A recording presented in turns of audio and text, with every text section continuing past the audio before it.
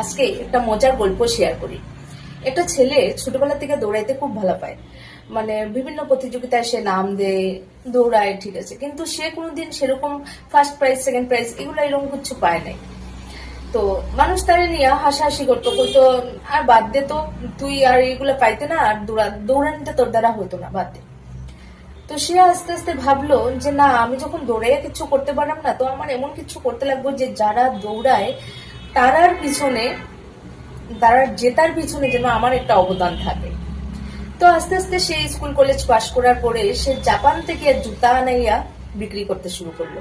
যে জুতাগুলোর গ্রিপ গুলা খুব ভালো হয়, মানুষ মানে ভালো পারফর্ম করতে পারে সেই জুতাগুলো পরে। তো তারপরেও মানুষ হাসতো তারে নিয়ে, আচ্ছা দৌড়াইতে পারছো না, এরকম দৌড়াটির জুতা বিক্রি করোস, এই নিয়ে হাসাহাসি করতো। তো এইভাবে জুতা হাতাইতে হাতাইতে সে ভাবলো যে না, সে নিজে জুতা তৈরি করবো।